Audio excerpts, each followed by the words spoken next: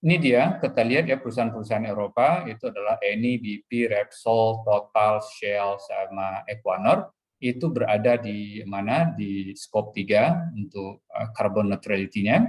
Artinya dia beralih ke renewable energy, sementara Exxon Chevron dia tetap di skop 1, tetap berbisnis di oil and gas. Jadi dua strategi ini kelihatan. Bagaimana dengan target net zero? Net zero kalau kita lihat UK di 2050, target 50% renewable di tahun 2030, Germany 60% renewable di tahun 2030, China 20% di 2030, Jepang 22-24%, jadi sekitar 23% 2030. Nah, Indonesia jauh lebih agresif, 23% di tahun 2025. Ya, South Korea hanya target 2023 10%, India 40% di tahun 2030. Jadi kelihatan Indonesia memang agresif untuk mencapai net zero atau bauran energi di renewable di tahun 2025. Can we achieve that? That's a good question. Untuk sampai saat ini untuk pembangkit bauran energi renewable kita sekitar 11-12%. Untuk total itu mungkin sekitar 8-9%. Ya, untuk menuju 23 is a big challenge, steep challenge. Ini tantangan tersendiri mengingat kemampuan masyarakat kita yang masih terbatas dalam membeli energi, terutama energi listrik dan energi dari BBM. Ya. Nah, coba kita lihat lagi major oil company. Kalau kita teropong lagi lebih dalam, Equinor ini adalah perusahaan Norway. Dia lebih fokus kemana? Ke offshore wind yang hijau. Kalau Total Prancis itu lebih ke solar PV yang merah, kuning itu onshore wind. Shell juga sama, Repsol sama, BP sama. Coba kita lihat Chevron itu masih sedikit sekali.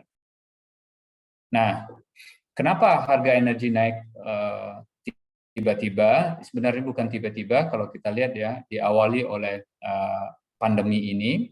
Pandemi, kemudian Australia pada saat itu geopolitik yang mengatakan bahwa source dari pandemi ini adalah China, kemudian China melakukan ban, tidak boleh lagi coal dari Australia masuk ke China, karena impor coal dari Australia tidak diperbolehkan, maka terjadilah shortage di dunia ini, kebutuhan coal. Nah, karena kebutuhan coal yang naik, terpaksa dari Indonesia, dari Amerika mensuplai. Nah, yang biasanya dari Amerika itu dan Kanada mensuplai Eropa, kemudian mensuplai Cina karena harga naik, dan ini yang menjadi trigger dimulainya naiknya harga energi dunia. Selain bahwa harapan COVID akan berakhir. Nah, perang Rusia sama Ukraine itu memperparah terjadinya krisis energi di Eropa dan juga di belahan dunia yang lain. Nanti kita bahas kalau ada waktu atau pertanyaan terhadap krisis energi dunia. Dan ini yang menjadi trigger. Apakah oil and gas bisnis masih penting? Coba kita lihat. Dalam menyusun strategi ketahanan energi, kita harus paham apa what they put on the table and what they did under the table. Coba kita lihat, Eropa mengatakan perusahaan-perusahaan tidak mau lagi berbisnis oil and gas, tapi yang kenyataannya adalah coba kita lihat dia masih membeli acreage, area-area untuk eksplorasi. BP masih 200.000 km worldwide, Eni 400.000 km square, ya. Total, Shell juga. Artinya kalau dia masih melakukan eksplorasi dan eksplorasi membutuhkan 6-10 tahun, kalau berhasil menemukan dari 10 tahun itu mungkin berproduksi berapa? 20-30 tahun. Jadi kalau kita lihat acreage ini mampu menghasilkan atau menemukan cadangan minyak, maka perusahaan-perusahaan ini akan tetap berbisnis beyond 2050. Nah, coba kita lihat kenyataannya. Ini real. Januari 2021 katanya dia tidak lagi mau berbisnis di oil and gas. Itu Discovery strike out di Iron Bark di Western Australia, ketemu minyak.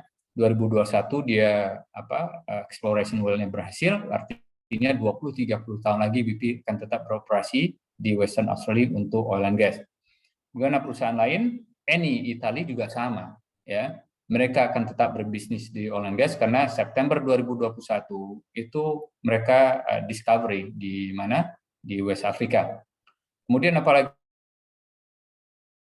kita lihat Shell, another discovery in the Gulf of Mexico, artinya apa? Ini Desember 2021, ini setelah COP21 di Glasgow, Shell malah mengumumkan discovery. Kalau discovery artinya 20 tahun, 30 tahun dari sekarang, bisnis Shell di oil and gas tetap akan ada. Chevron, Total, Qatar, Petroleum sama. Jadi apa yang disampaikan ke publik dengan apa yang mereka kerjakan terjadi perbedaan. Dan jangan sampai kita tidak cerdas, cermat, dan teliti dalam menyusun ketahanan energi kita. Nah, ini gimana dengan apakah infrastruktur di oil and gas masih dibutuhkan? Ya, kalau di Amerika kita lihat ya demand areanya seperti ini 2045 di 12, sementara supply areanya makin lama makin mengecil. Dan untuk itu strateginya nanti akan saya sampaikan ke depan seperti apa. Bagaimana di Indonesia, ini data yang sudah sering disampaikan bahwa proven reserve kita itu hanya mewakili represents 0.2% of world reserve. Orang selalu mengatakan Saudi Arabia adalah punya reserve terbesar, ternyata tidak. Venezuela terbesar, Arab Saudi, kemudian Kanada, Iran, Irak, Rusia. Ya, bagaimana dengan gas? Kita 1.4% of world reserve. Siapa punya gas reserve terbesar? Rusia, kemudian Iran, kemudian Qatar. Jadi kita lihat bahwa dua negara di atas itu tidak accessible untuk atau difficult lah untuk perusahaan-perusahaan dari Eropa untuk masuk ke sana. Negara lain, coba lihat ya. Kalau kita bicara PLTU, yang ada di dunia ini sekitar 2.000 gigawatt PLTU. Indonesia PLTU-nya sekitar 35.000 megawatt atau sekitar 35 gigawatt. Di tahun 2020, sewaktu dunia tenang, PLTU masuk ke grid yang baru, new coal power plant di tahun 2000 itu 50 gigawatt. Ya. China sendiri masuk sekitar 38 gigawatt. Jadi 78% new coal power plant itu ada yang baru di tahun 2020, 76%-nya di China. Jadi kalau kita mengatakan China tidak mau lagi mendanai proyek-proyek PLTU di luar China, itu benar, tapi dia akan tetap dari data ini membangun PLTU karena disitulah sumber energi murah. Jangan sampai ya sumber energi murah ini hanya bisa dimanfaatkan oleh negara tertentu. Disinilah China berkepentingan untuk merubah kata-kata phase out menjadi phase down. 5 tahun yang akan datang, proposed new coal power plant itu sekitar di China itu sekitar 73 gigawatt di tahun 2020 ya. Kemudian 5 tahun ke depan, jadi ada RUPTL-nya juga, China kira-kira akan membangun sekitar 200 gigawatt lagi new coal power plant dengan estimated investments of $200 billion. So you can imagine that bahwa China akan tetap menggunakan coal, ya. Nah, kalau kita bicara Eropa, orang bicara Eropa berarti renewable energy sangat maju sekali. Ini datanya, energy mix Eropa 14% baru renewable, 14%. Coal masih ada 15%, nuklir 12%, oil and gas, oil 31%, gas 28%. Jadi kalau kita bicara renewable energy di Eropa itu masih 14%. Dengan 14% renewable, kita lihat sekarang kita menjadi witness terjadi krisis energi di Eropa, ya. Apakah karena energi mix-nya yang terlalu cepat untuk renewable, atau ada strategi lain yang mix up, ya. Nah, kalau kita lihat di sini apa yang terjadi untuk tahun ini saja, Germany itu akan menghidupkan kembali coal power plant sekitar 9 gigawatt. Jadi 9 gigawatt PLTU akan hidup kembali di Jerman. Sementara kalau dibandingkan Indonesia, kita punya sekitar 36-35 gigawatt. Jadi dari total kapasitas terpasang kita 70-an gigawatt. Nah, kalau kita bicara Jerman kembali ke 9 gigawatt PLTU, artinya apa? They don't have any choice untuk kembali ke ke fossil fuel. Kenapa? Harga energi yang sangat mahal dan terbatasnya sumber energi dari yang gas. Renewable energy performance-nya tidak seperti yang diharapkan, terutama wind dan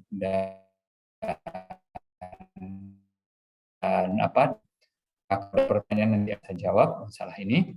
Lanjut dulu.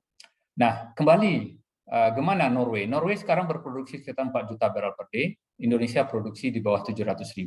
Coba tahun 2020 Norway masih produksi sekitar 1 juta barrel per day. Katanya net zero, ya, dia masih punya produksi sekitar 1 juta barrel per day, which is higher than what we have. Ya, kita masih 700.000, mungkin tahun depan nggak tahu saya 600-an ribu. Negara yang katanya masih sebagai champion di renewable energy masih mengandalkan fossil fuel untuk produksi mereka sekitar 1 juta barrel di tahun 2050. It's amazing. Nah, ini dia what is a financing challenge in Indonesia. First, tarif. Tarif kita adalah considered to be not competitive, makes renewable energy investment unprofitable. Jadi ini this is a problem. Kemudian interest rate, ya, our local bank provide higher interest rate 10 to 11%. Collateral, prove that you don't need money and I will lend it to you. Ini filosofi dari bank. Buktikan semuanya termasuk collateral bahwa kita nggak membutuhkan uang, kemudian mereka baru meminjamkan. Ini juga problem, ya. Kemudian project scale banyak kecil-kecil di Indonesia, jadi development cost yang jadi mahal. Apalagi capacity of project developer limited. Kenapa tidak terbiasa menggunakan atau bekerja di project-project besar? Karena project renewable energy di Indonesia kecil-kecil, ya. So smart grid, saya tadi sudah touch a problem of smart grid. Kalau mau bicara tentang strategi, dilema antara balancing between economic priority dan environmental pressure. Pertama kita bicara tentang energy security and policy. Oh yeah, we need to have energy security, but there is a dilema. Kalau kita bicara energy security, di satu sisi we have to meet the basic need for the people. Jadi kita harus memenuhi kebutuhan dasar masyarakat termasuk energi. Persoalannya kalau menggunakan renewable energy, maka harganya akan mahal. Kalau harga mahal, maka energi subsidi untuk mensupport masyarakat yang tidak berkemampuan menjadi naik. Jadi dari sisi energy security dan policy kita perlu meeting basic need for the people, but the other side kalau menggunakan renewable energy maka harganya akan naik, subsidi akan naik. This is the first dilemma. The second dilemma is environment and social pressure. Well, di undang-undang kita mengatakan natural resources for the greatest benefit for our people. The problem is oposisi dari interest group, ya, yang kita ingin memaksimais penggunaan natural resources, tapi oposisi dari interest group baik itu dari sisi environment dan lain-lain yang ingin dijaga environment-nya, sementara PNBP kita atau pendapatan APBN kita berasal dari pengelolaan natural resources. Jadi kita ingin mengelola natural resources, tapi ada oposisi dari interest group yang menginginkan bahwa natural resources tersebut tidak dikelola. Ya, ini yang kedua.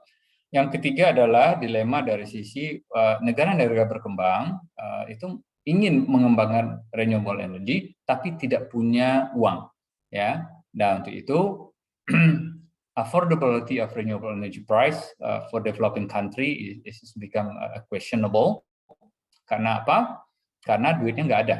Jadi ada economic and financing. Jadi 3 dilema ini yang harus kita pecahkan. Bagaimana caranya dilema-dilema ini agar ke depan net zero itu benar-benar bisa kita implementasikan.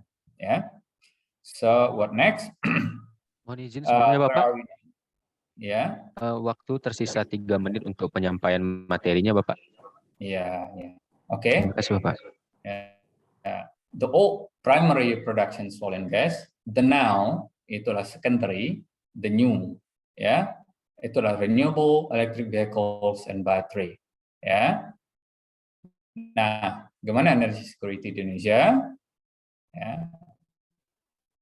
Kita masih for supply. We depend on the supply from other country. This is a problem kalau mau energy security, sementara supply-nya berasal dari asing.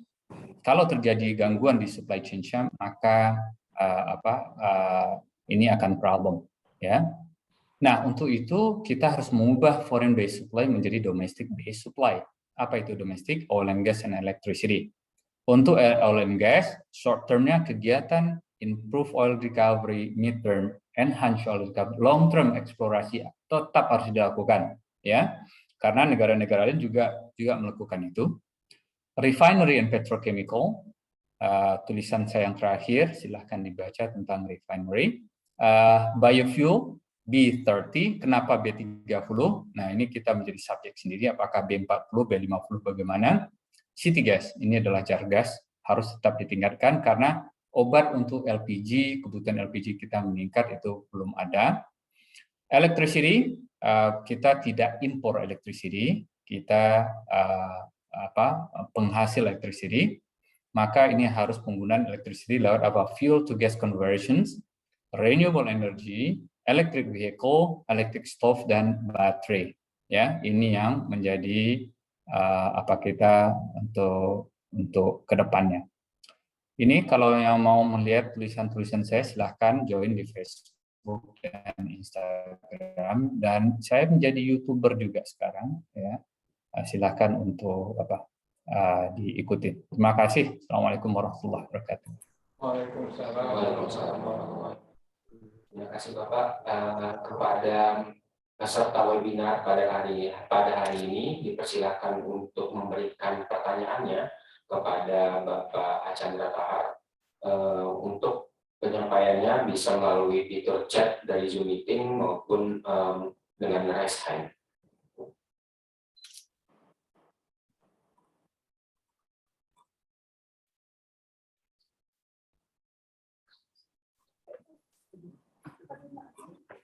Kelihatannya nggak ada pertanyaan ya di chat ya. Izin moderator.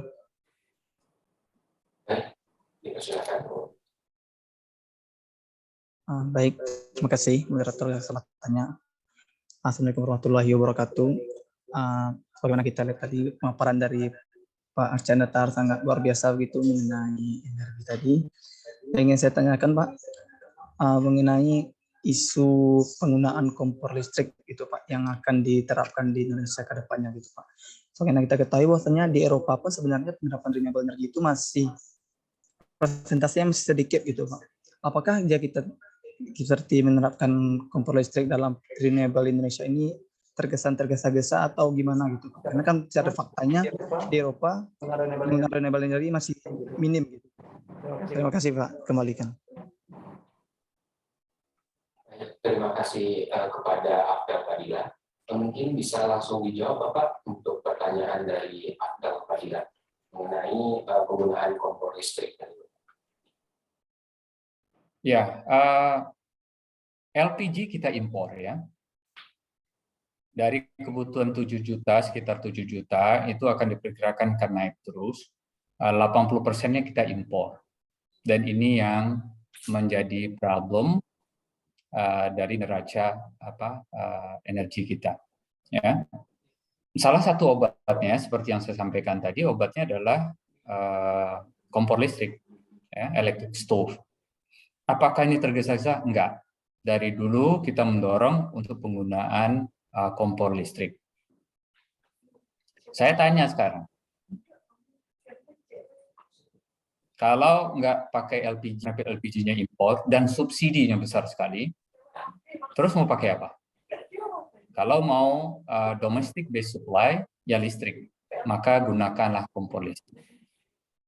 Di Amerika dan di Eropa, kita menggunakan kompor listrik, juga menggunakan jar gas. Kita tidak menggunakan LPG. Karena apa? LPG itu mahal. LPG kalau di Amerika itu digunakan untuk piknik.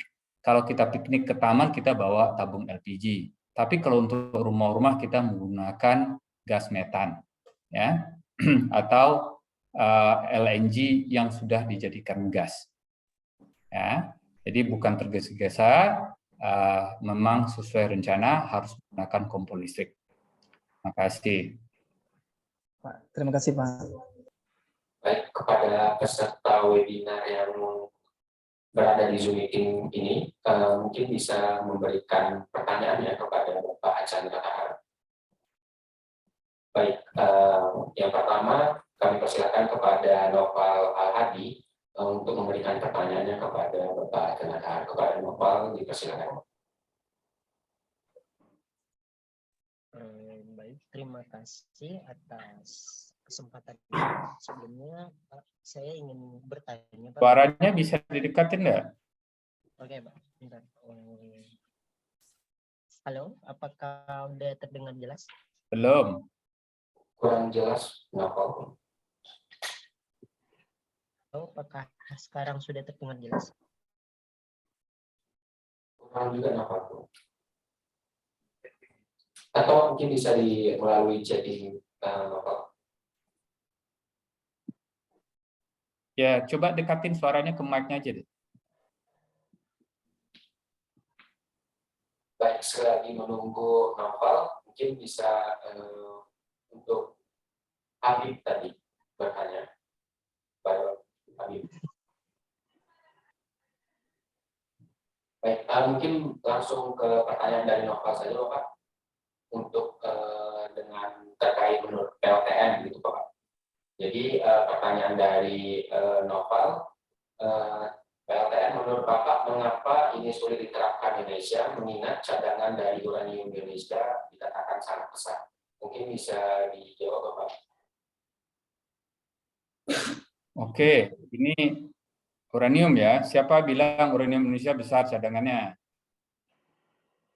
Mana datanya? Oke, itu yang pertama.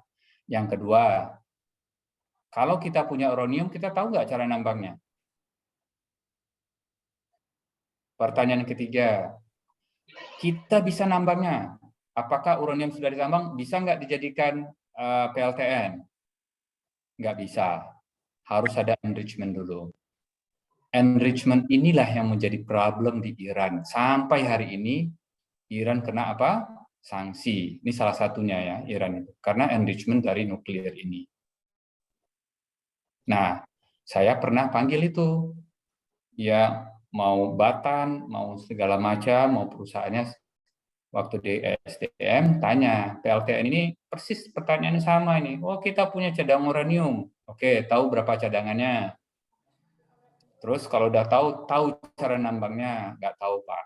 Kalau nggak tahu cara nambangnya, kemudian kita hire yang lain, Pak. Oke, setelah dapat uraniumnya, tahu nggak cara bikin jadi PLTN? Itu yang problem. Itu satu. Oh, kalau gitu uraniumnya kita impor, Pak. Oke. Jadi pertanyaannya nggak ada hubungan cadangan, uranium bisa kita impor. Problem solved dari sisi source of uraniumnya. Kemudian dikatakan, Pak, kita banyak cadangan uranium di mana? Di Kalimantan. Maka kita bangun di Kalimantan. Dan ini juga pertanyaan yang terjawab, bahwa not necessary uranium yang kita gunakan itu serta-merta bisa digunakan untuk PLTN karena prosesnya panjang sekali. Apa persoalan PLTN? Coba kita lihat ya. Dua negara, siapa yang bisa mengatakan dua negara Prancis dan Jerman? Mana yang lebih maju masyarakatnya, masyarakat Jerman atau masyarakat di Prancis? Susah kita untuk membandingkannya.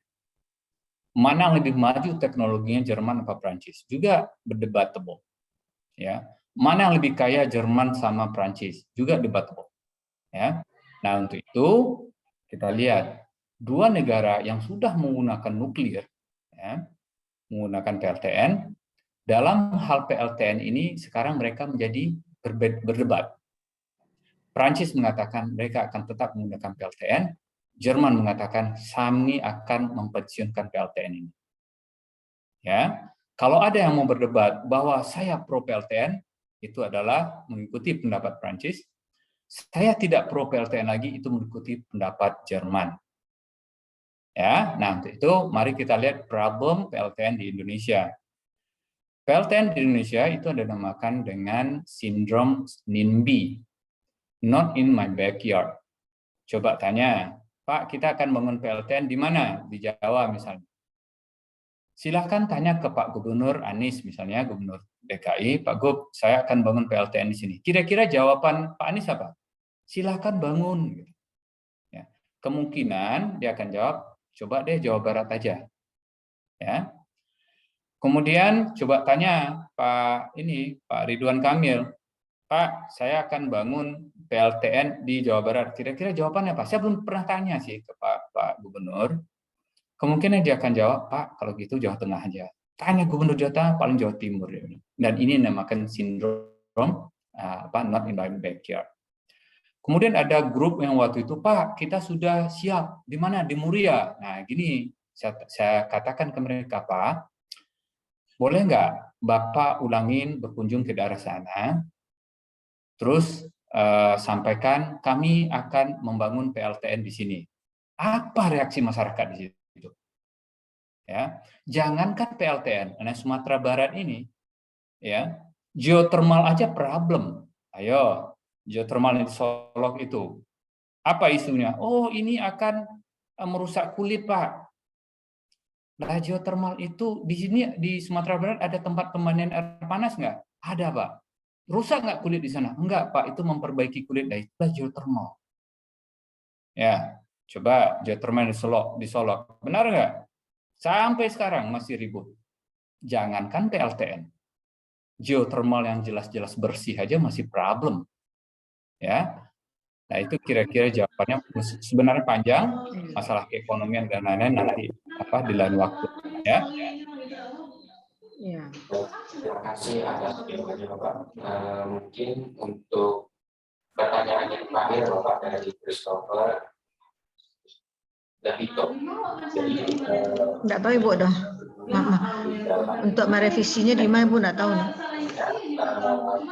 Bapak Christopher Davito bertanya terkait proposal pembangkit listrik tenaga bahan bakar fosil yang pada tahun 2020 sebesar 87,721%, sehingga pembangkit listrik dengan tenaga terbarukan hanya sebesar 12,279%. Ketika ada migrasi peralatan keseharian menjadi peralatan listrik, apakah tidak membebani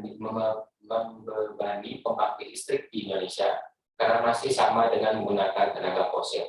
Mungkin bisa dijawab, Bapak, untuk pertanyaan dari Bapak Christopher. Jawabannya tidak, ya. Kenapa? Kita masih punya reserve margin tergantung daerahnya, itu masih sekitar 30%. Ya. Jadi reserve margin itu artinya apa? Kapasitas terpasang jauh lebih tinggi daripada beban puncak. Jadi kalau kapasitas terpasang kita misalnya 70 gigawatt, 30% dari situ itu masih marginnya. Yang terpakai mungkin sekitar 70-80%. Jadi kalau menggunakan kompor listrik itu masih mencukupi listrik yang tersedia dengan kapasitas yang sekarang.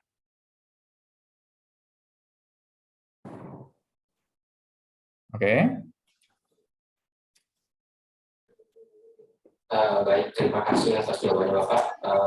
Sebelum masuk kepada materi yang selanjutnya, Bapak Yusra, mungkin bisa meminta waktu sebentar Bapak pada Bapak Chandra Kahar untuk simbolis pemberian sertifikat.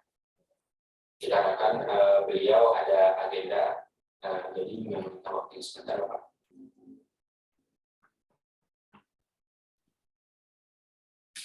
Baik, ini berupa sertifikat yang diberikan kepada Bapak Chandra Kahar sebagai narasumber pada kegiatan webinar Pusat Studi Kebijakan Energi dari Fakultas Hukum Universitas Andalas. Terima kasih kepada Bapak yang telah memberikan ilmunya kepada kami, sekaligus memberikan waktunya kepada kami untuk pada hari ini. Baik, terima kasih kepada Bapak Chandra Kahar yang telah menyempatkan hadir pada kegiatan webinar pada hari ini. Mungkin sekian dan terima kasih kepada Bapak Chandra Kahar. Mungkin bisa mengundurkan diri pada kegiatan webinar ini. Kemudian selanjutnya diberikan kesempatan kepada Bapak Yusra Khan untuk memberikan materinya kepada webinar pada hari ini. Waktu dan tempat dipersilakan Bapak. Waktu selama 30 menit untuk penyampaian materi, kemudian akan dilangsungkan sesi tanya jawab. Terima kasih. Bismillahirrahmanirrahim. Assalamualaikum warahmatullahi wabarakatuh. Yang hormati Bapak Dekan Fakultas Hukum Universitas Andalas, Profesor Dr. Bushra Azeri, SHMM, Komisaris Utama PT PGN, Insinyur Archandra Tahar MSc, PhD, yang baru saja kita mendengarkan dengan cermat paparan beliau. Selamat pagi Pak, salam sehat selalu. Direktur Pusat Studi Hukum dan Kebijakan Energi, sahabat saya Profesor Dr. Zainul Daulay, SHMH, adik-adik, rekan-rekan, profesor, serta staf pengajar dari Universitas Andalas, Fakultas Hukum Universitas Andalas UNAN. Para peserta webinar yang saya hormati. Puji syukur kita panjatkan kehadirat Allah Subhanahu wa Ta'ala, Tuhan Yang Maha Esa, atas karunia-Nya. Pada hari ini kita dapat berkumpul dalam rangka webinar Ketahanan dan Kedaulatan Energi Indonesia dalam Tatanan Global. Pada kesempatan ini kami akan sampaikan presentasi mengenai ketahanan dan kedaulatan energi Indonesia dalam tatanan global sesuai tema yang disampaikan panitia. Satu hal,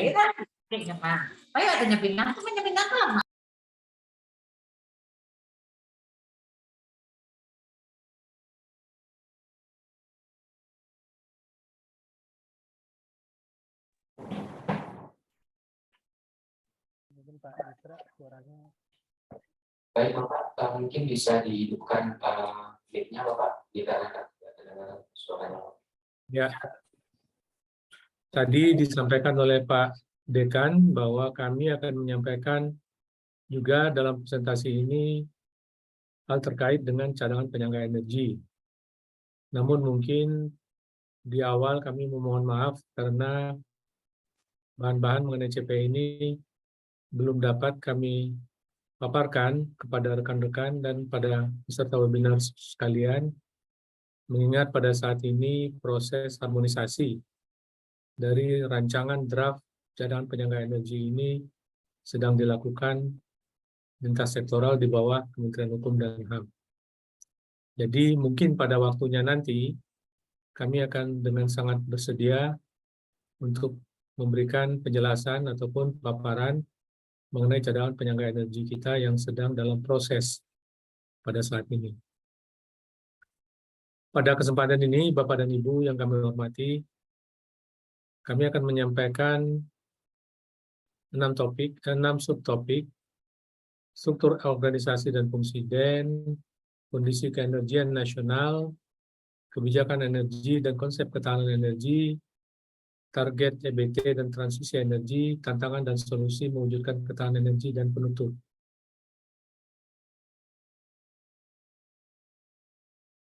Mungkin singkat saja, Bapak dan Ibu bahwa mengenai struktur organisasi dan tugas dari DEN, dengan singkat kami ingin menjelaskan bahwa Dewan Energi Nasional ini diketuai oleh Presiden dengan ketua hariannya adalah Menteri SDM. Anggotanya ada 2 unsur, seperti yang terlihat dalam screen. Ada unsur yang berasal dari Menteri secara ex officio dan unsur dari anggota pemangku kepentingan yang mewakili akademisi, industri, konsumen, teknologi, dan lingkungan hidup.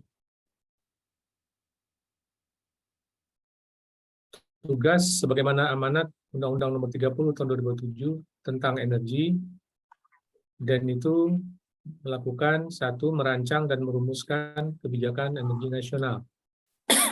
Kemudian menetapkan rencana umum energi nasional, kemudian menetapkan langkah-langkah penanggulangan kondisi krisis dan darurat energi. Kemudian mengawasi pelaksanaan kebijakan energi yang bersifat lintas sektoral. Selain itu, DEN juga memiliki kewenangan untuk mengatur ketentuan mengenai jenis, jumlah, waktu, dan lokasi cadangan penyangga energi.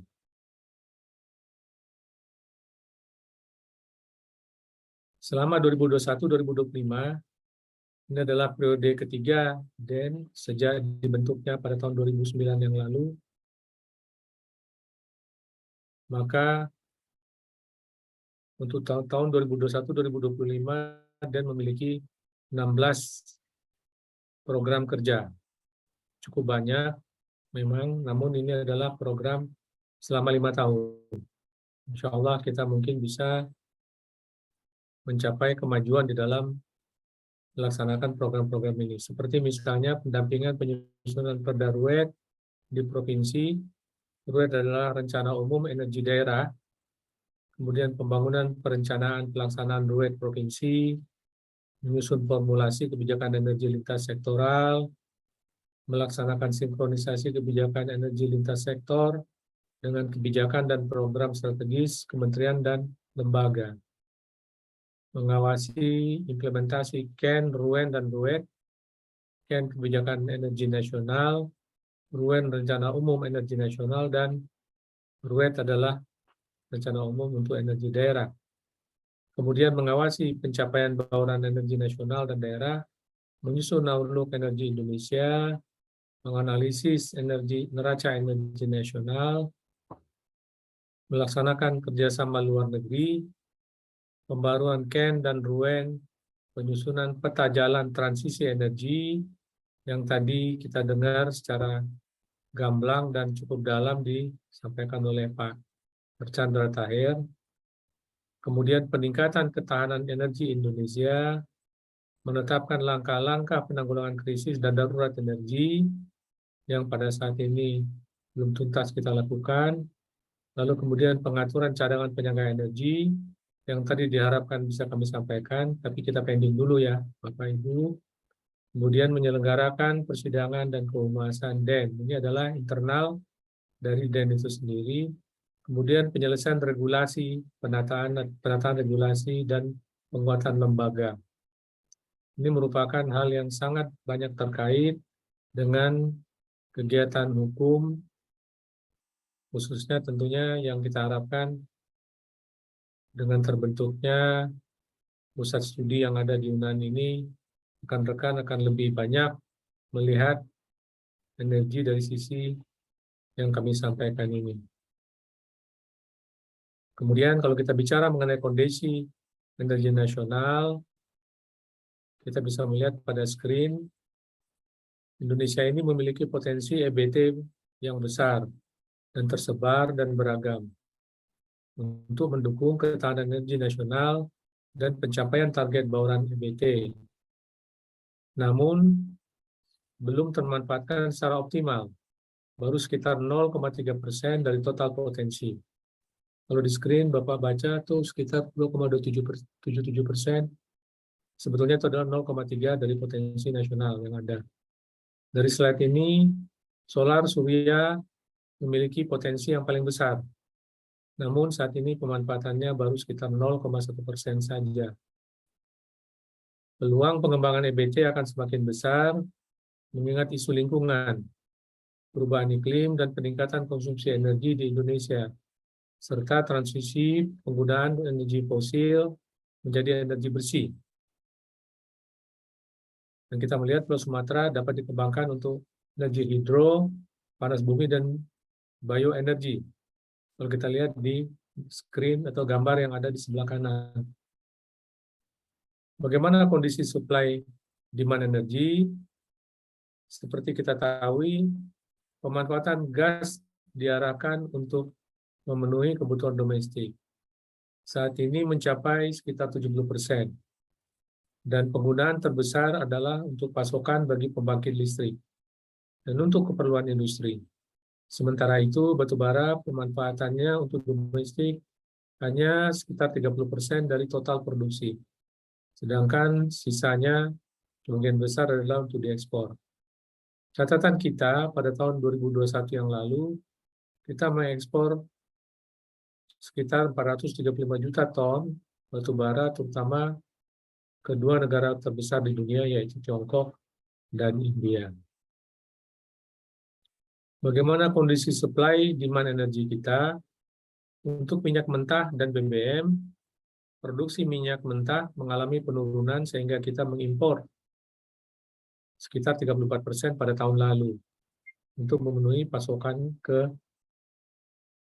refinery atau penyulingan. Sedangkan BBM masih sekitar 53% kita impor. Ini untuk kebutuhan RON 88 atau lebih kita kenal dengan premium, dan RON 92 yang lebih kita kenal dengan Pertamax. Diesel sekitar 11% kita impor, LPG 75%, sedang karena keterbatasan kapasitas kilang dalam negeri. Kalau kita bicara mengenai kebijakan energi dan konsep ketahanan energi, pertama kita bicara dulu tentang definisi kebijakan energi kita. Bapak Ibu yang kami hormati, rekan-rekan sekalian, sesuai dengan PP Kebijakan Energi Nasional nomor 79 tahun 2014, kebijakan energi ini adalah kebijakan pengelolaan energi yang didasarkan pada prinsip berkeadilan, berkelanjutan, dan berwawasan lingkungan guna terciptanya kemandirian dan ketahanan energi nasional. Nah, apa yang menjadi tujuan dan arah dari KEN? KEN ini bertujuan mewujudkan pengelolaan energi yang berkeadilan, berkelanjutan, dan berwawasan lingkungan dalam rangka mewujudkan kemandirian energi nasional dan ketahanan energi nasional yang berlandaskan kedaulatan energi dan nilai ekonomi yang berkeadilan. Kebijakan energi nasional ini terbagi atas kebijakan utama dan pendukung. Seperti dilihat pada screen, kebijakan utama itu adalah menjamin ketersediaan energi untuk kebutuhan nasional kita. Yang kedua, prioritas pengembangan energi, tadi disampaikan adalah energi baru dan terbarukan, itu yang menjadi target kita. Kemudian pemanfaatan sumber daya energi nasional yang ada, kemudian menyediakan cadangan bagi energi nasional. Sementara itu, kebijakan pendukungnya adalah konservasi energi, diversifikasi sumber daya energi, dan diversifikasi energi itu sendiri. Yang kedua, lingkungan hidup dan keselamatan. Ini menjadi hal penting di dalam kita mengembangkan dan terus memajukan sektor energi kita. Yang ketiga, tentu harga dan subsidi dan insentif energi perlu diberikan. Karena tadi disampaikan oleh Pak Archandra bahwa untuk memproduksi energi itu membutuhkan biaya yang besar, sehingga hasilnya juga tidak mudah dan tidak murah ya. Sehingga ada insentif agar kegiatan produksi tetap berjalan atau bisa didorong. Yang ketiga, pembangunan infrastruktur, akses untuk masyarakat, dan industri energi yang perlu dikembangkan. Kemudian, kegiatan penelitian dan pengembangan dan penerapan teknologi energi.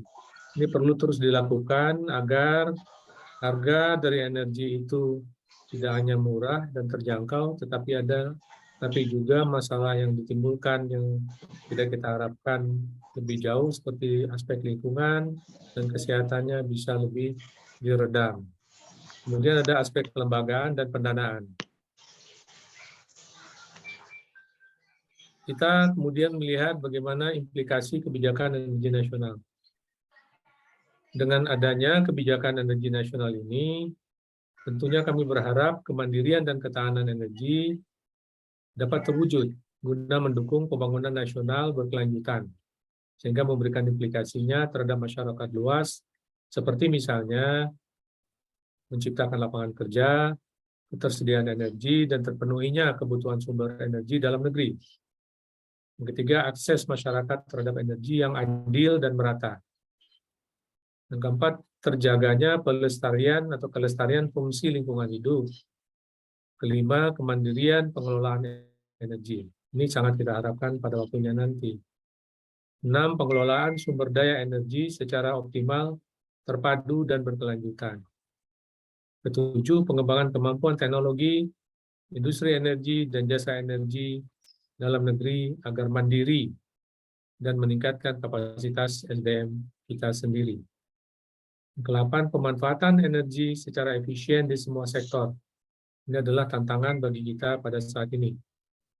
9, sumber daya energi tidak dijadikan sebagai komoditas ekspor semata, tetapi juga sebagai modal pembangunan nasional. Inilah yang kita harapkan sebetulnya agar kebutuhan kita bisa dipenuhi oleh kita sendiri. Kemudian kita bicara soal kebijakan pengelolaan energi nasional dan daerah. Kebijakan pengelolaan energi sendiri sudah direncanakan hingga mencapai daerah. Kebijakan umum mengenai energi telah tercantum pada Kebijakan Energi Nasional. Kemudian penjabarannya adalah Rencana Umum Energi Nasional atau RUEN yang ditetapkan oleh Perpres nomor 22 tahun 2017. Kemudian dari RUEN dijabarkan kembali pada masing-masing daerah pada Rencana Umum Energi Daerah atau RUED-P berupa peraturan daerah guna memanfaatkan potensi di daerah untuk memenuhi kebutuhan dari daerah itu sendiri. Ini adalah idealnya dan mimpi kita ke depan. Kalau kita lihat ada progres dari RUED provinsi ini dari 34 provinsi per Agustus tahun 2022 yang lalu, 27 provinsi sudah mempunyai RUED. 1 provinsi dalam proses, di DPR 4 provinsi sudah memasukkan dalam Propem Perda 2022, dan 2 provinsi dalam pembahasan dengan DPRD. Rincian provinsinya dapat dilihat dalam slide yang di atas. Lalu ketika kita bicara mengenai ketahanan energi, tentunya kita harus melihat ketahanan dan kemandirian energi ini sesuai yang dicanangkan di dalam Kebijakan Energi Nasional. Definisinya adalah suatu kondisi terjaminnya ketersediaan energi, akses masyarakat terhadap energi pada harga yang terjangkau dalam jangka panjang dengan tetap memperhatikan perlindungan terhadap lingkungan hidup. Jadi dalam mengukur ketahanan energi ini, berdasarkan definisi yang kita sampaikan itu, ada 4 aspek sebetulnya. Ada availability, yakni ketersediaan sumber energi, accessibility, kemampuan untuk mengakses dari energi itu sendiri, kemudian affordability, kemampuan kita untuk menjangkau atau mendapatkan energi itu, membeli energi itu sesuai dengan kemampuan saku kita, dan acceptability, yaitu secara lingkungan dapat dipertanggungjawabkan. Nah, 4 aspek ini kita sebut dengan 4A. Sementara itu, kemandirian energi adalah terjaminnya ketersediaan energi dengan memanfaatkan semaksimal mungkin potensi dari sumber dalam negeri. Apa yang menjadi target kita di dalam energi bersih dan terbarukan? Pada Kebijakan Energi Nasional, energi memiliki peran sebagai modal pembangunan nasional. Target CAN ini dapat dilihat pada slide yang disampaikan di atas. Di mana tahun 2025 atau 3 tahun ke depan, pertama bauran EBT ditargetkan menjadi 23%. Saat ini kita mencapai 12,16%. Cukup ambisi karena kalau kita bandingkan dengan Eropa tadi, pada paparan pertama Pak Archandra menyebutkan bahwa EBT di Eropa itu 14%. Padahal mereka adalah negara yang pionir dan memulai isu dan mengembangkan teknologi dan program-program EBT di dunia. Yang kedua, penyediaan energi lebih besar dari 400 juta ton setara minyak. Yang ketiga, total kapasitas pembangkit listrik kita pada tahun 2025 melebihi 115 gigawatt dengan elastisitas energi kurang dari 1%. Kemudian konsumsi listrik per kapita kita dalam 3 tahun ke depan kita harapkan bisa mencapai 2.500 kWh per kapita.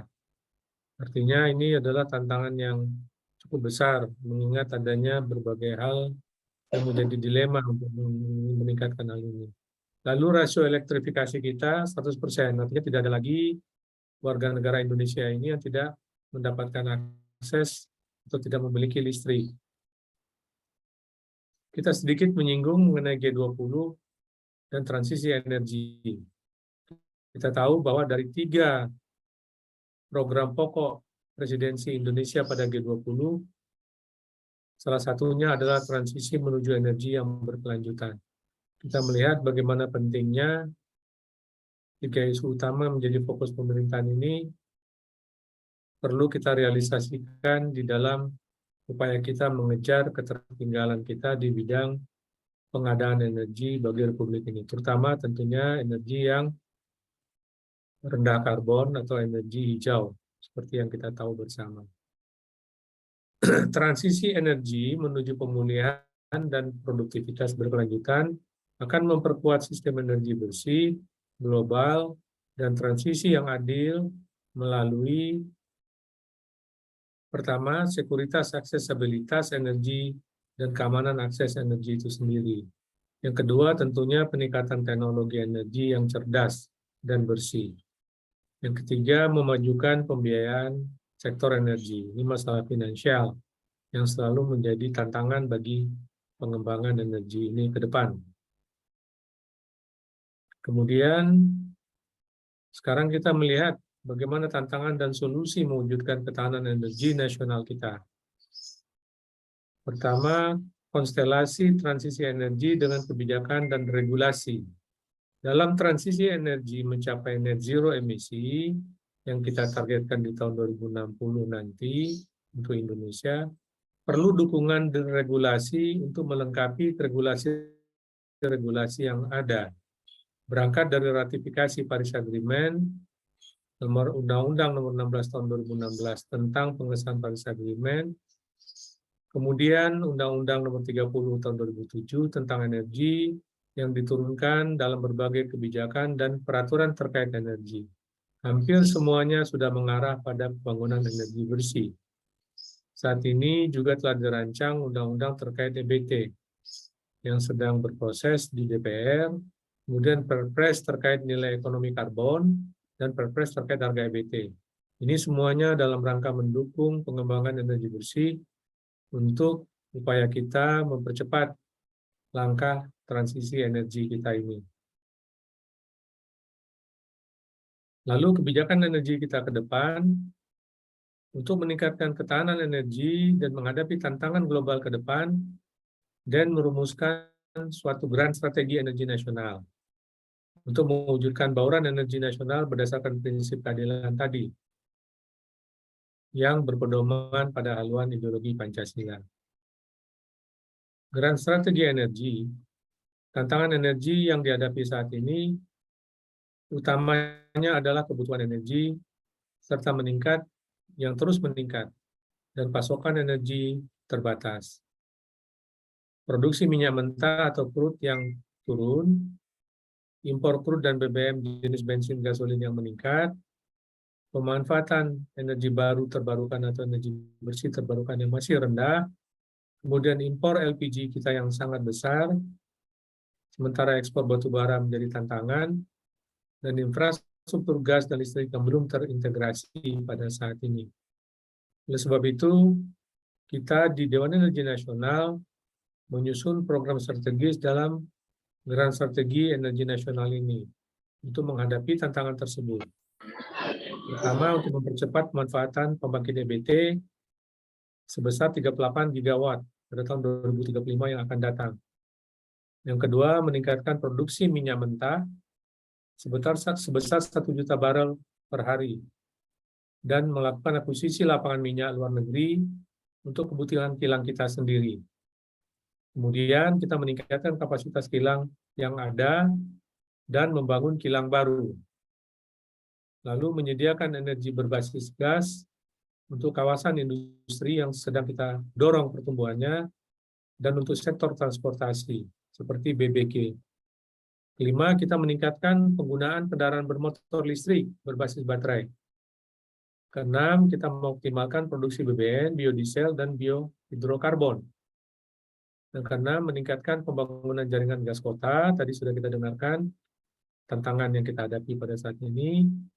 Kemudian meningkatkan produksi LPG domestik, agar impor kita bisa kita tekan.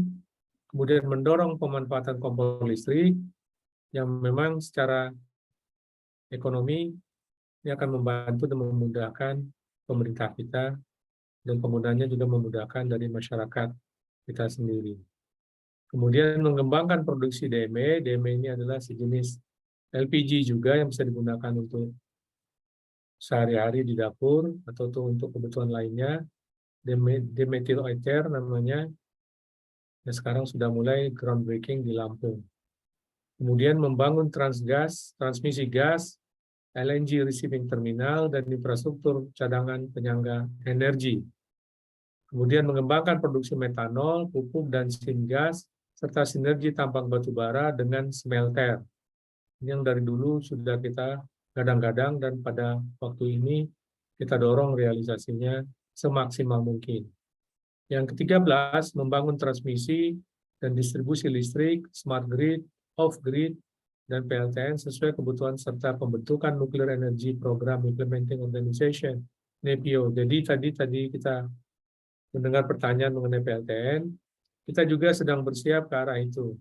Karena ada pilihan-pilihan yang memang ditawarkan kepada kita untuk dibangun. Kemudian mendorong efisiensi, konservasi energi, serta inovasi di bidang energi seperti hidrogen, NH3, dan CCUS. CCUS ini adalah Carbon Capture, Utilization, and Storage. Ini adalah menangkap karbon yang lepas, kemudian menyimpannya kembali ke bumi, dan ada juga yang sudah bisa memanfaatkannya secara ekonomi, sehingga memberikan keuntungan. Jadi karbon itu tidak hanya menjadi kendala buat suatu pemerintahan, tetapi juga dengan suatu teknologi yang baru, teknologi yang canggih, itu bisa mempunyai nilai ekonomi yang baik ketika itu dikonversikan menjadi suatu produk energi. Kemudian pengembangan PLT EBT dalam desain. Upaya percepatan PLT EBT yang dapat dilakukan oleh pemerintah, saya kira screen-nya tadi terputus. Mungkin operatornya bisa mengembalikan lagi screen-nya.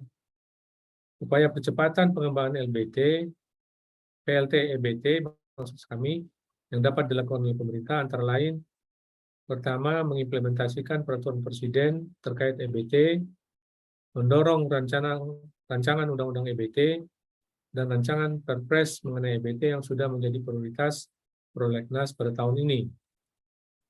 EBT diprioritaskan untuk PLTS karena biaya investasi yang makin rendah dan peningkatan TKD-nya semakin kelihatan pada saat ini. Kita lihat bahwa inisiasi dari Nusa Tenggara Timur sebagai lumbung energi dari Suriah. Kemudian, dalam rangka pengembangan ini juga ada dukungan perpajakan, subsidi, dan pembiayaan dalam bentuk hibah dan pinjaman lunak untuk sektor supply and demand. Lalu pengembangan biomasa melalui kebun hutan energi yang sekarang sedang digalakan oleh pemerintah. Mungkin pihak operator bisa membantu kembali untuk catch up dengan presentasi saya ini. pengembangan PLT EBT dalam desain. Next, terus belum sebelumnya. Ya, sebelumnya tuh. Sebelum ini saya kira. Ya. Kemudian saya teruskan. Setelah dukungan perpajakan dan subsidi pembiayaan, kita juga mengembangkan biomasa melalui kebun, hutan energi, limbah pertanian, dan sampah kota. 6. Peningkatan produktivitas sawit. Kita tahu bahwa sawit juga kita manfaatkan sebagai pendukung dari bahan bakar campuran bagi diesel kita, atau minyak diesel kita yang kita kenal dengan B30, dan sekarang sedang kita kembangkan ke B40. Kemudian sinergi perizinan PLTA terkait Undang-Undang Sumber Daya Air, Pungutan dan Distribusi Air, dan penyediaan lahan. Ke-8, pembentukan NEPIO untuk pembangunan PLTN sesuai dengan kebutuhan. NEPIO ini adalah semacam organisasi yang akan nanti mempersiapkan pembangunan PLTN. Ke-9, perbaikan peraturan Menteri SDM terkait PLTS atap dengan usulan 65% menjadi 100%. Ini sudah terjadi pada saat ini, realisasinya sedang bergulir di lapangan. Yang ke-10, penelitian dan pengembangan untuk peningkatan efektivitas dan efisiensi, sehingga harga produksi semakin turun, serta harga studi penanganan potensi limbah dari EBT, seperti limbah panel surya dan baterai. Ini merupakan program yang terus didorong, teknologinya terus di-acquire oleh kita, sehingga tidak begitu menimbulkan persoalan yang menyulitkan di lapangan dalam konteks pengelolaan lingkungan hidupnya. Kemudian pengembangan energi bersih, seperti kita lihat dalam screen kita ini, PLT Surya Atap, kami sudah cukup lengkap menyampaikan di sana bahwa penambahan kapasitas hingga 2025 ditargetkan mencapai 3,61 gigawatt dan dapat menurunkan emisi sekitar 5,4 juta ton CO2 dengan investasi sebesar 5 miliar dolar US. Nah, ini persoalan dana investasinya nanti ini. Kemudian PLT Surya berskala besar yang ditargetkan hingga 2030 akan bertambah sebesar 4,68 gigawatt dan dapat menurunkan emisi gas rumah kaca sebesar 6,97 juta ton CO2. Dan ini membutuhkan investasi sebesar 3,2 miliar US dollar. Kemudian pembangunan listrik tenaga air ditargetkan sampai tahun 2030 akan bertambah sebesar 10,4 gigawatt dan dapat menurunkan emisi gas rumah kaca sebesar 46,46 juta ton. Ini membutuhkan investasi sebesar 25,63 miliar US dollar. Begitu juga PLTP ditargetkan hingga 2030 bertambah 3,35 gigawatt dan dapat menurunkan emisi sebesar 22,4 juta ton. Investasi yang dibutuhkan 17,36 miliar US dollar. Kemudian di bidang bioenergi, kita targetkan dalam 2030, PLT kita bertambah dayanya 590 megawatt dan menurunkan emisi sebesar 4,61 juta ton. Ini butuh investasi kurang lebih 2,2 miliar US dollar. Angin juga menjadi kontributor dalam hal penambahan daya listrik kita sebesar 597 gigawatt yang diharapkan dapat menurunkan emisi 2,2 juta ton. Investasinya juga cukup besar, 1,03 miliar US dollar. Apa strategi transisi energi rendah karbon kita? Strategi transisi energi yang dilakukan yakni dengan tetap menggunakan energi fosil dan juga dibarengi percepatan penggunaan EBT karena mempertimbangkan ketersediaan dan aksesnya pada saat ini. Energi fosil nantinya akan dipadukan dengan teknologi bersih sehingga akan menghasilkan emisi karbon yang lebih rendah. Kemudian percepatan pengembangan EBT akan juga dibarengi dengan percepatan pemanfaatan kendaraan listrik, sehingga nantinya sumber pembangkit listrik dapat didominasi oleh energi terbarukan. Selain itu, pada jaringan listrik juga diterapkan smart grid dan smart energy untuk konservasi energi. Hasil akhir yang diharapkan nantinya adalah ketahanan energi, kemandirian energi, pembangunan yang berkelanjutan dan rendah karbon, dan proses ini tentunya memakan waktu cukup panjang dari fase dekarbonisasi, desentralisasi, dan digitalisasi. Namun, dengan komitmen dari semua pemangku kepentingan dan masyarakat luas, proses transisi energi akan diharapkan terlaksana dengan baik. Sebagai penutup, berbagai program sudah dirancang sedemikian rupa untuk meningkatkan ketahanan energi dan menjalankan transisi energi menuju energi bersih. Beberapa poin penting yang perlu dilakukan kami rangkum dalam slide penutup ini, yaitu pertama, kita harus bisa memastikan program pengurangan impor energi dapat terrealisasi sesuai jadwal seperti minyak bumi dan BBM, peningkatan produksi minyak bumi dan kapasitas pengolahan. Bidang LPG ya, liquid petroleum gas, melalui percepatan jaringan gas, kompor listrik, dan pengembangan DME. Kemudian percepatan penggunaan kendaraan listrik. Yang kedua, penguatan cadangan energi melalui peningkatan cadangan operasional dan merealisasikan cadangan penyangga energi. Yang ketiga, percepatan pembangunan energi baru terbarukan, khususnya pembangkit listrik EBT, yaitu misalnya geothermal, solar, dan sebagainya, dan bioenergi sebagai substitusi energi fosil. Yang keempat, mendorong konservasi dan efisiensi energi dapat berjalan efektif pada sektor industri, transportasi, dan rumah tangga. Yang kelima, kita mendorong subsidi yang tepat sasaran, sehingga anggaran negara dapat dialokasikan ke arah yang bersifat produktif. Khususnya tentunya kita harapkan bisa mengembangkan dan mendorong proses meningkatnya penggunaan EBT di Indonesia. Jadi itulah kira-kira kurang lebih yang bisa kami sampaikan pada kesempatan ini. Mudah-mudahan bisa memberikan tambahan pengetahuan bagi Bapak, Ibu, rekan-rekan, adik-adik, mahasiswa yang ada pada kesempatan ini.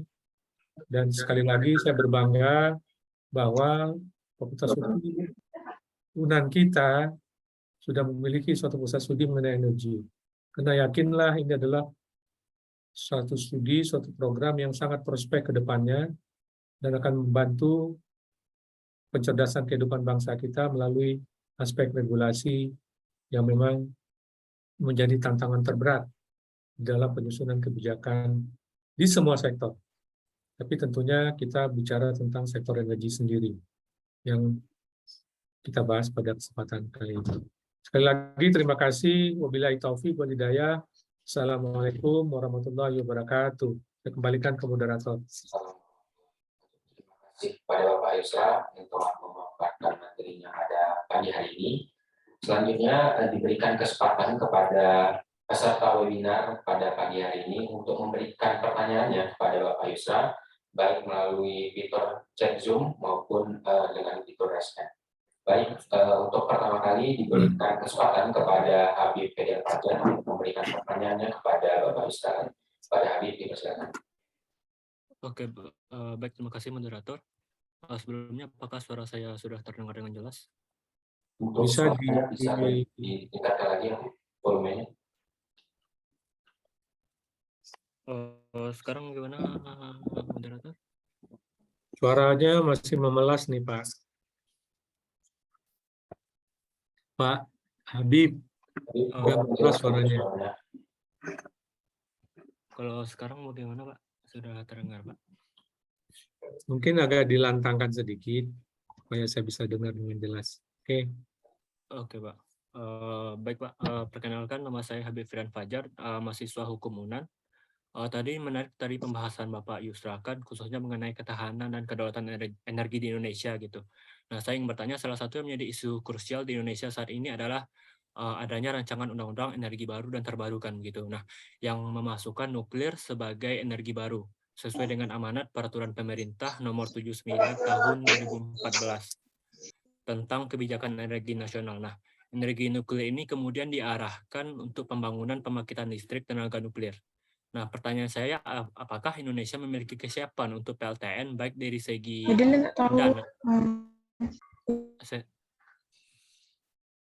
segi pendanaan, keamanan, dan keselamatannya? Bukankah nilai investasi untuk PLTN sendiri lebih mahal 2-3 kali lipat dibandingkan pembangkit listrik dengan energi terbarukan gitu? Nah, dan kemudian kenapa Indonesia tidak memaksimalkan penggunaan energi terbarukan yang hingga saat ini baru termanfaatkan sekitar 1,85%? Terima kasih, Pak. Terima kasih, saya langsung saja ya. Di dalam Nationally Determined Contribution, kalau kita tadi mencermati apa yang disampaikan oleh Pak Archandra, kita memiliki Nationally Determined Contribution. Artinya, secara nasional kita menetapkan sendiri langkah-langkah kita untuk mencapai target pengurangan emisi. Pada tahun 2030, di dalam NDC kita itu, kita berharap kita bisa mengurangi emisi sampai 29%. 29% artinya dengan usaha kita sendiri. Yang kedua, dengan kerjasama internasional, kita bisa mencapai pengurangan emisi 41%. Nah, semangat kita pada saat ini adalah untuk mengakselerasi penggunaan dari energi baru dan terbarukan. Pertanyaannya, apakah ini bisa dicapai dengan menggunakan semua energi baru terbarukan di luar nuklir? Ini memang tantangan yang sulit kita jawab begitu. Kenapa? Karena kita punya komitmen NDC yang sudah kita daftarkan di UNFCCC. Yang kedua, kita sudah mencanangkan yang namanya net zero emission tahun 2060. Artinya tahun 2060 kita akan mencapai net zero emission. Dekarbonisasi kita itu ada di situ. Nah, kalau kita lihat perkembangan dari penggunaan renewable energy ini masih sangat lamban. Dalam beberapa tahun terakhir, misalnya katakanlah tahun 2019 sampai 2021, itu naiknya cuma 1%. Sementara tahun 2025, kalau kita lihat dalam diagram paparan saya tadi, kita harus mencapai target sekitar 23%. 3 tahun ke depan, yaitu tahun 2025, kita harus bisa mengisi sekitar 10,3% lagi. Gitu. Apakah mungkin itu bisa tercapai? Gitu. Nah, itu komitmen nasional kita saja mengenai bauran energi. Walaupun minyak, gas, batu bara akan kita kurangi, karena ini fossil fuel yang secara emisi cukup tinggi dan menjadi persoalan dari upaya kita untuk mencapai target perubahan iklim. Nah, terkait dengan 3 hal tadi, target bauran energi, NDC, dan net zero emission yang kita punya, gitu, maka pertama kita mungkin mencari suatu alternatif yang bisa mendorong terjadinya akselerasi terhadap capaian target tadi. Yang kedua, kita memiliki sebetulnya bahan baku dari energi nuklir itu sendiri, walaupun belum ditambang. Proses penambangannya tadi memang agak unik dan menantang dan perlu enrichment. Namun kemudian kita harus melihat, di samping kita memiliki sumber uranium yang cukup banyak, terakhir ini ada temuan di Sulawesi Barat yang depositonya, yang depositnya itu setara dengan 200.000 tahun batu bara yang ada pada saat ini. Itu uranium kita. Sangat kaya di daerah Sulawesi Barat. Dan yang kedua, kita mempunyai apa yang dinamakan dengan rare earth. Rare earth ini ataupun logam tanah jarang yang disebut dengan thorium. Thorium ini adalah salah satu bahan baku dari nuklir yang sedang diuji cobakan di berbagai tempat.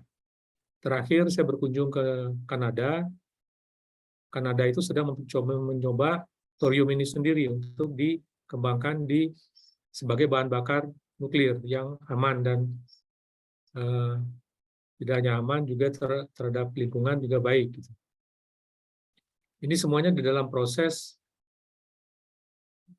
pemajuan. Gitu. Yang ketiga, kita melihat juga bahwa pada saat ini negara maju sendiri sedang mengembangkan apa yang dinamakan dengan SMR, Small Modular Reactor. Reaktor modular yang kecil, kapasitasnya bisa dipindah-pindah.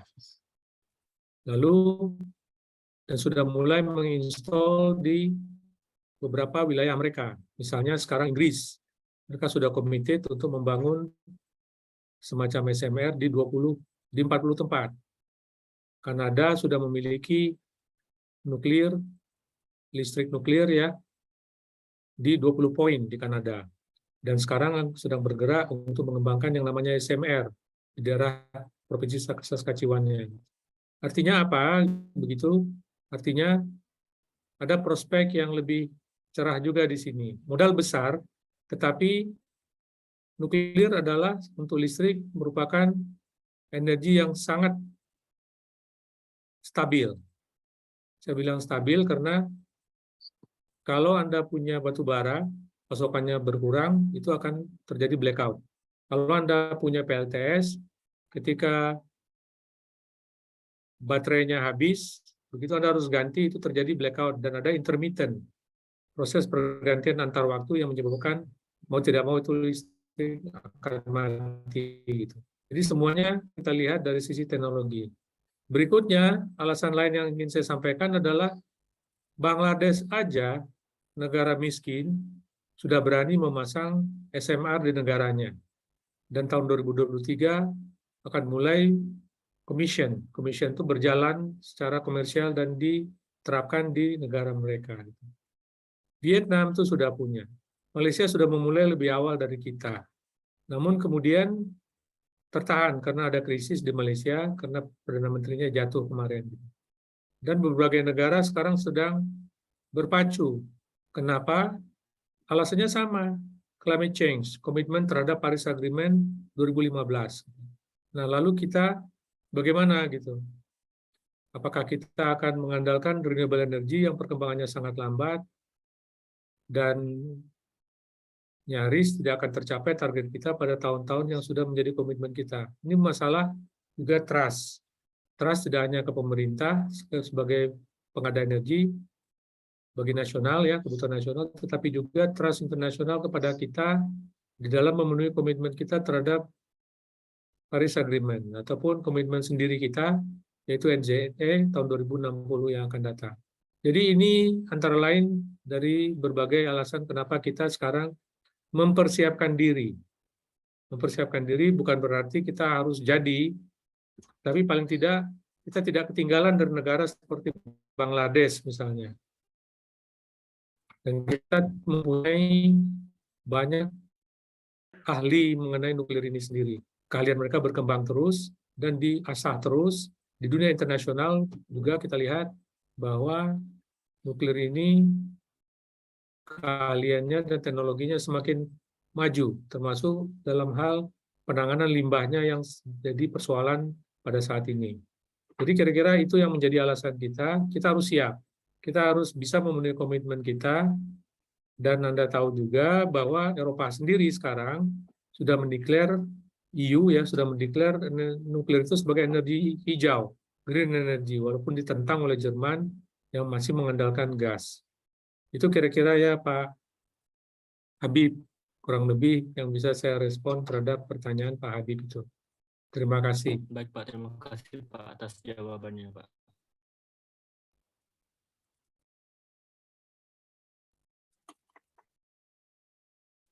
Selanjutnya diberikan kesempatan kembali kepada Bapak Ibu yang berada pada webinar pada pagi hari ini.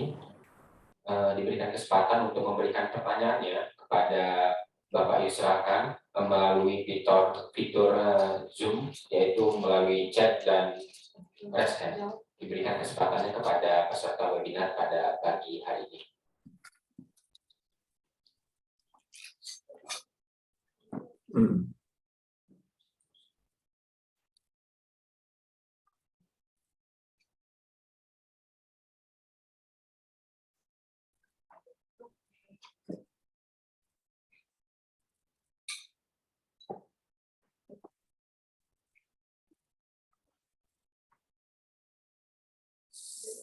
Pak Moderator, kalau izin bisa diskusi dengan narasumber kita, Pak silakan.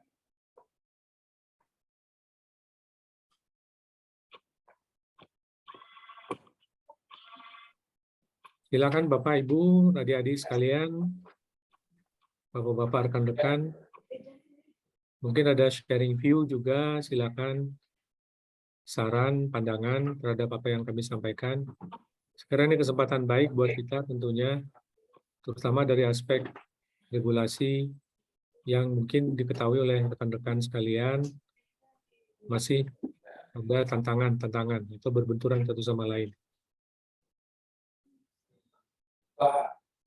Pak Yusra, izin bisa bertanya? Silakan Pak. Ya. Assalamualaikum warahmatullahi wabarakatuh. Waalaikumsalam warahmatullahi wabarakatuh. Menarik sekali apa yang dibahas dan diuraikan oleh Pak Yusra tadi terkait dengan ketahanan energi, kedaulatan dan ketahanan energi yang merupakan suatu polisi kebijakan dari Dewan Energi Nasional terkait dengan keamanan energi. Kalau kami melihat dari uraian tadi, ada di slide yang sangat menarik tentang regulasi, kita melihat regulasi sebenarnya pengaturan terkait dengan energi nasional ini sudah bagus sekali dan juga sudah menjangkau sampai nanti kepada apa yang menjadi komitmen Indonesia pada tingkat nasional, kita menjadi zero dalam terkait dengan emisi ya di tahun 2060. Ya, kalau tidak salah ya, 2060. Betul. Ya. Nah, pertanyaannya adalah sekarang ini ya di samping persoalan yang strategis tadi terkait dengan apa yang sudah dicanangkan, masyarakat kita juga kan merasakan bahwa kebijakan energi jangka pendek ya termasuk masalah akses terhadap energi, maupun akses untuk mendapatkan supply terhadap energi itu sendiri, ya rasanya tidak terlalu sulit, tapi harganya cukup mahal, gitu. Cukup mahal. Nah, oleh sebab itu apa sebenarnya persoalan dasar terkait dengan persoalan energi ini jika kiranya kita melihat kepada aspek akses dari masyarakat untuk mendapatkan energi yang murah, yang bisa sesuai dengan kondisi masyarakat hari ini.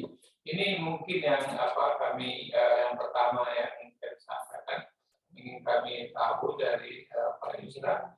Yang kedua adalah ini pusat studi kita sudah canangkan ini bahwa kita dari Fakultas Hukum ingin ikut melakukan kajian-kajian terkait dengan regulasi dan kebijakan energi nasional maupun tentu saja terkait dengan regulasi internasional. Kalau ini kami bisa tahu isu-isu apa sebenarnya hari ini yang menjadi perhatian besar dari negara kita terkait dengan persoalan energi ini, khususnya dalam kaitan lingkungan. Nah, ini yang pertanyaan umum mungkin, sehingga nanti kami bisa ke depan ini merumuskan sebetulnya pusat studi ini mengarah kemana ini. Pusat studi ini akan orientasi kemana yang lebih cocok untuk bisa mendalami aspek-aspek energi ini, karena saya lihat tadi sangat dalam sekali, sangat luas sekali, apalagi kalau dari ceramah atau juga paparan dari Pak Archandra tadi, ya beliau kan ahli di bidang perusahaan energi, ya orang-orang yang teknis, tapi saya yakin ini Pak Yusra ini lebih kepada persoalan hukum. Nah, oleh sebab itu tentu saja kita ingin mendapatkan gambaran yang lebih banyak, lebih dalam lagi terkait dengan persoalan regulasi energi ini. Demikian Pak Moderator. Terima kasih. Terima kasih kepada Prof. Zeno selaku Direktur. Kemudian diberikan kesempatan kepada Bapak Yusra untuk memberikan jawaban atas pertanyaan dari Prof. Zeno. Terima kasih Pak Kakanda Profesor Zainul Daulay. Kalau mengajukan pertanyaan memang sesuatu yang tidak mudah untuk dijawab begitu. Tetapi paling tidak saya mencoba untuk menyampaikan apa yang sedang kita lakukan ataupun apa yang menjadi perhatian kita, setidaknya untuk beberapa hal. Pertama, saya maju dulu ke yang kedua, ini Pusat Studi Fakultas Hukum Universitas Andalas. Sebetulnya sekarang yang jadi perhatian kita adalah bagaimana menyusun kembali kebijakan energi nasional ini, Pak Prof. Kenapa? Karena ukuran yang kita pakai pada waktu menyusun kebijakan energi nasional ini sudah tidak relevan lagi dengan ukuran sekarang. Pada waktu itu, 2009 ya kalau tidak salah, itu 2008-2009, itu kita mematok dengan ukuran GDP, terus domestic product per kapita kita itu sebesar 8%. Sedangkan sekarang realitanya itu rata-rata sebesar 5%. Dan ini memberikan pengaruh yang luar biasa terhadap seluruh komponen yang ada di dalam kebijakan energi nasional itu. Ini satu, Pak. Yang kedua, sekarang yang sedang dan belum ada sebetulnya adalah aturan-aturan mengenai EBT itu sendiri.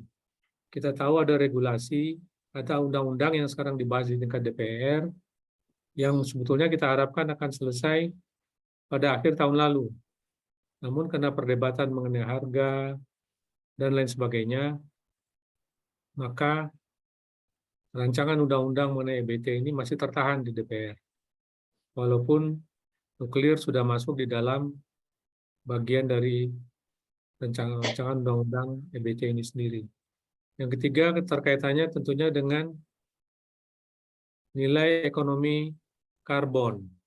Yang ini sudah juga dibuat rancangan perpresnya yang tadinya akan diluncurkan, namun kemudian tertunda menunggu tuntasnya rancangan undang-undang EBT ini sendiri disahkan nantinya di DPR.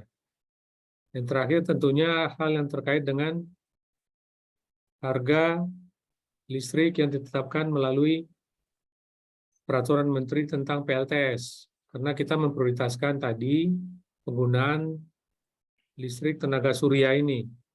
Namun kemudian harga PLTS ini sendiri kemudian peraturan mengenai PLTS ini sendiri kemudian berbenturan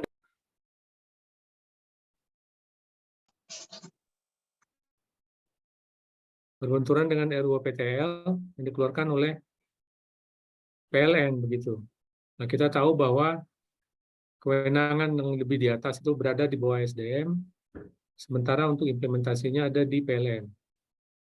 Namun mungkin dari dua institusi ini ada perbedaan dalam penghitungan, perbedaan dalam pendekatan, sehingga pada akhirnya RUU PTL akan menjadi rujukan. Nah, ini adalah hal-hal yang saya lihat sebagian dari antaranya mempunyai nilai tinggi di dalam mendalami aspek regulasinya sendiri gitu. Apakah dari awalnya ukuran yang dipakai itu tidak sama, memang demikian adanya, ataukah data yang diangkat ketika menyusun ini tidak begitu tepat pada waktu itu, ataupun antisipasi ke depannya tidak dengan perhitungan-perhitungan yang lebih matang sesuai dengan kajian yang ada. Nah, ini adalah aspek yang saya lihat penting. Kemudian juga yang penting adalah tadi aspek yang menyangkut mengenai harga dari bahan bakar. Ini memang persoalan yang mengemuka dan utama di tempat kita ini gitu. Kita tahu belakangan ini ketika terjadi penyesuaian ataupun adjustment dari harga BBM, kita semua jadi heboh. Kita semua jadi kecewa dengan kebijakan pemerintah.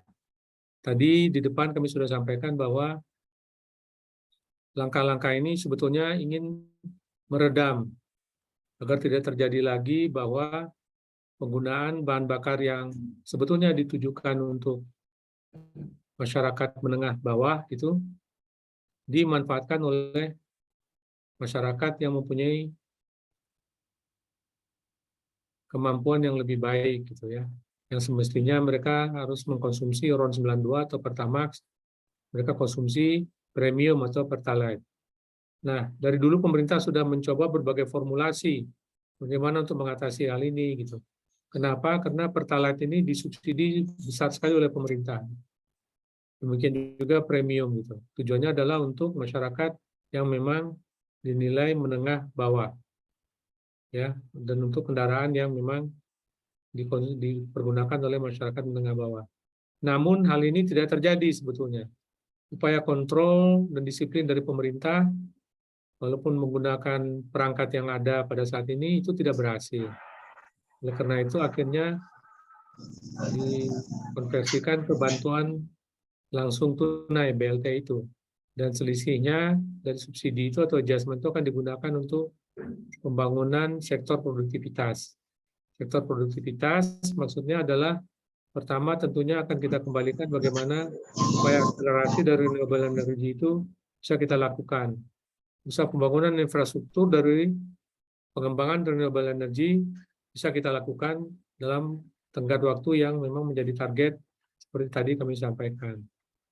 Jadi itu yang menjadi persoalan kita.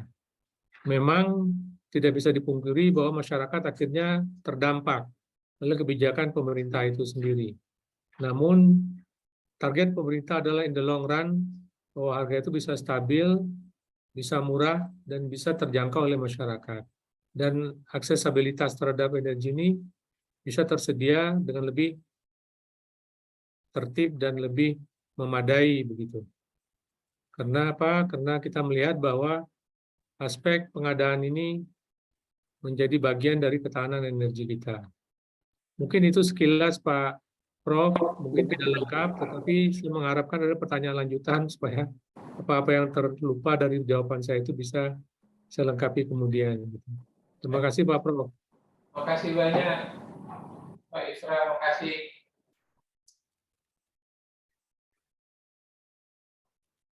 Baik, terima kasih kepada Bapak Yusra yang telah memberikan penjelasan kepada kami. Berakhir pula sesi tanya jawab pada pagi hari ini, berakhir pula kegiatan webinar kita pada pagi hari ini. Kemudian terima kasih saya sampaikan kepada peserta webinar pada kegiatan PSHKE hari ini. Kemudian banyak maaf. Wabillahi taufiq wal hidayah. Wassalamualaikum warahmatullahi wabarakatuh. Kegiatan ini akan disampaikan kepada Naswa.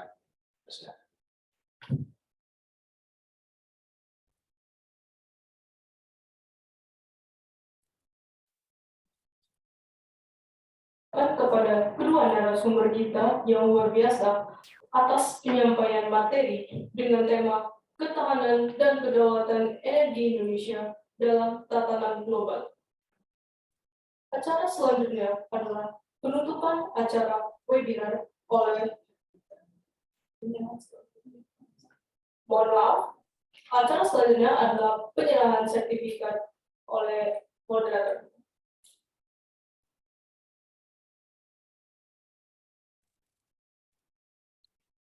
Terima kasih Pak Prof. Ya. Atas sertifikatnya. Ya. Saya merasa tersanjung dan merasa sangat bahagia pada hari ini bisa kembali ke kampus walaupun secara Zoom, bisa ketemu dengan Prof, Pak Dekan, dan rekan-rekan lainnya yang mungkin ada di layar dan tidak bisa saya sebut satu persatu. Terutama buat adik-adik, ini adalah sertifikat untuk kita semua sebetulnya, yang saya harapkan di depan nantinya adik-adik bisa melihat bahwa ini adalah sesuatu yang akan memberikan dorongan ke depan bagi upaya kita untuk mendalami sisi regulasi dan kebijakan di sektor energi kita ini. Sekali lagi terima kasih Pak Prof. Sampaikan salam kami kepada Pak Dekan dan Pak Rektor.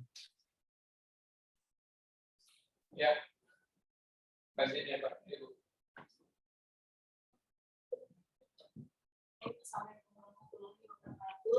Terima kasih Pak Moderator.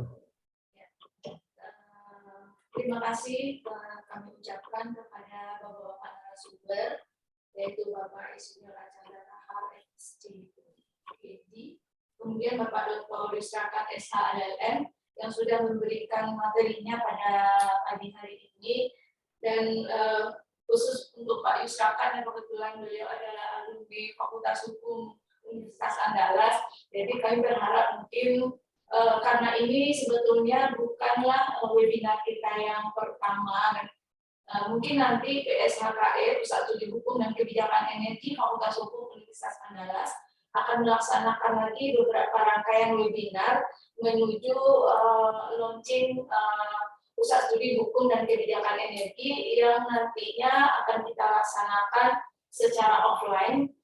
Mungkin nanti menjelang pelaksanaan seminar kita secara offline ini, mungkin nanti kita bisa minta juga kepada Bapak Yusrakan untuk bersedia mungkin nanti menjadi narasumber kita. Nah, melalui Zoom ini kami juga menginformasikan kepada Bapak Ibu peserta, mungkin adik-adik mahasiswa, bahwa kita juga sudah meluncing juga sebetulnya Pusat Studi Hukum dan Kebijakan Energi ini dalam di media sosial. Kita punya Instagramnya, dan insya Allah nanti kita akan membuatkan link YouTube-nya untuk kegiatan Pusat Studi Hukum dan Kebijakan Energi, dan kami berharap supportnya. Mudah-mudahan Pusat Studi Hukum dan Kebijakan Energi ini benar-benar menjadi pusat studi yang bermanfaat untuk kepentingan bersama, terutama terkait dengan persoalan-persoalan hukum dan kebijakan dalam bidang energi. Saya sebagai dalam hal ini sebagai Wakil Direktur Pusat Studi Hukum dan Kebijakan Energi mengucapkan terima kasih yang sebanyak-banyaknya kepada para narasumber dan para peserta yang sudah bertahan hingga detik ini dalam webinar kita kali ini. Saya tutup webinar kita dengan mengucapkan alhamdulillahirabbil alamin, wabillahi taufiq wal hidayah. Assalamualaikum warahmatullahi wabarakatuh. Waalaikumsalam warahmatullahi wabarakatuh. Mohon pamit ya. Sebentar Pak Yusrakan, Ya, Pak. foto bersama dulu kali dengan Bapak dan Ibu peserta. Baik, terima kasih saya ucapkan kepada Ibu Dr. Sumiati SHM yang telah menutup acara webinar kita pada hari ini. Mungkin sebelum kita akhiri acara webinar pada hari ini, para peserta webinar dimohonkan untuk menghidupkan kameranya agar kita dapat foto bersama.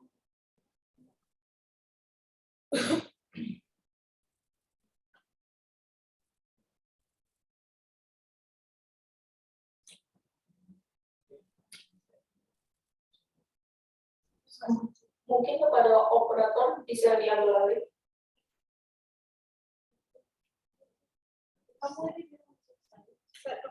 Kepada untuk slide pertama, 1, 2, 3. Untuk slide kedua, 1, 2, 3. Dan untuk slide ketiga, 1, 2. Baik, terima kasih kepada seluruh peserta sekalian. Dan pada hadirin yang terhormat, dengan ditutupnya acara webinar kita pada hari ini, bakal berakhir pula rangkaian acara webinar kita. Saya ingin mengingatkan kepada para peserta webinar untuk dapat mengisi link absensi yang telah disediakan oleh para panitia di kolom chat.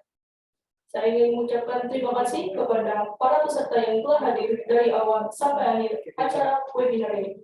Saya selaku MC mohon maaf apabila terdapat kata-kata yang salah ataupun menyinggung hati para peserta sekalian. Saya pamit undur diri. Selamat pagi menjelang siang dan salam sejahtera. Wassalamualaikum warahmatullahi wabarakatuh. Shalom, Om Santi, Santi, Santi, Om. Namo Buddhaya, salam kebajikan. Assalamualaikum. Terima kasih banyak Pak Yusra, Pak Thomas, makasih. Terima kasih Pak Prof. Ibu Rita, saya lihat di sini ada Direktur, Bu Nes. semua panitia dan rekan-rekan semuanya. Terima kasih sama-sama Pak. Ya, makasih Pak Thomas. Terima kasih Pak. Assalamualaikum. Waalaikumsalam warahmatullahi Ada wabarakatuh. dari Bung Hatta, Yes. dari Tamsis juga ya. Dari Putri juga. Nah, Juga. halo Zoom. Banyak sekali nih Pak Yusra, hampir kita 100 yang hadir di webnya, kemudian juga yang hadir di ruangan ini cukup banyak.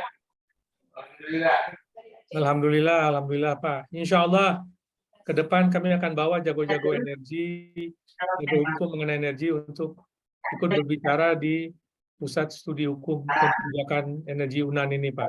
Insya Allah. Alhamdulillah. Mantap Pak Yusra. Allah Pak. Dari Marjon Pak Yusra. Ini apa kabar Pak Marjon? Mantap Pak, mantap Pak. Ya, Pak Thomas. Yuk, terima kasih ilmunya Pak. Terima kasih Pak. Kita terus berbagi Pak. Sama-sama. Mari yang mau pamit dulu ya. Assalamualaikum, sampai besok. Waalaikumsalam. Waalaikumsalam. Banyak.